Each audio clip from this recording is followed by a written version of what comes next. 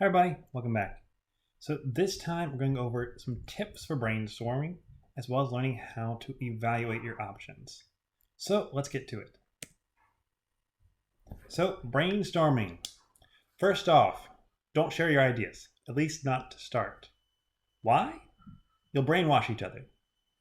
For example, here's a little riddle. You're leaving home, you take 3 left turns, and you come back to home and you see a man in a mask standing there waiting for you. You're not surprised. Why? Answer, because you're playing baseball, and that's the catcher. So most likely, when I said you're leaving home, you thought your house or your apartment, and so it would confuse you. It's because I brainwashed you by saying home instead of home plate. You immediately thought of your house, and that's the expected. So if you have one person who shares their idea, most likely you're going to start thinking in the same way they are. And it will make it harder to be creative. You want creativity in brainstorming. Okay, quantity over quality. Do not try to go super in depth with these ideas when you're brainstorming. You don't need to have every detail, what it's going to be made of, the specs for it, who's going to build it. That comes later. Right now, doodles. Doodles are what you want. More or less doodle ideas. For example, Pixar, most of their best films like WALL-E, Monsters Inc., Bugs Life, Toy Story, they came from like a single luncheon they were all having and a bunch of pictures on napkins. Later on, they got hashed out and turned into some amazing movies.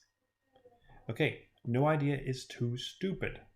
There's a movie called Argo. It's about the CIA trying to help a group of American citizens escape the Canadian consul during the revolution in Iran.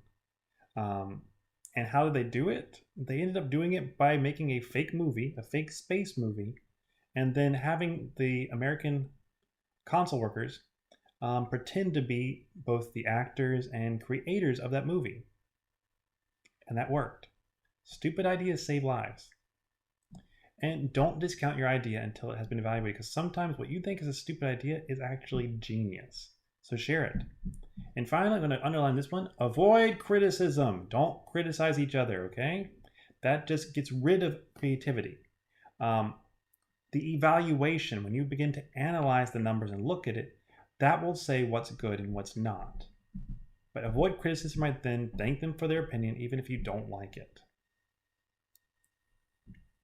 Okay, now how do we evaluate our options?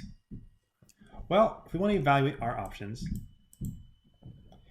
there's 2 ways that I show here. There's a bunch of different ways. This is literally an entire field of study is how you evaluate options. I'm only going to show you 2. One is called pairwise comparison, and the other one is called a weighted benefit analysis. Okay, pairwise comparison and weighted benefit analysis. And I realized that these are actually switched. This is the pairwise comparison right here. And that's the weighted benefit analysis right here. So they are switched, and that will be updated by the time you get this. Okay, so pairwise comparison. You give points based on win, lose, or tie.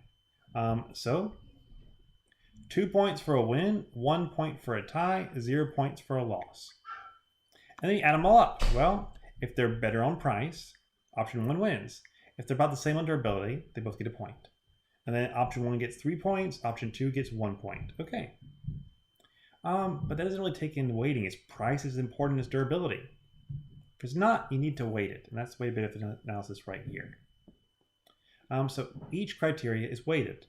Price is more important than durability. And then you're scored on a scale based on that criteria. So option 1 is a 10. It's doing a really good job of this. Option 2 is a 7.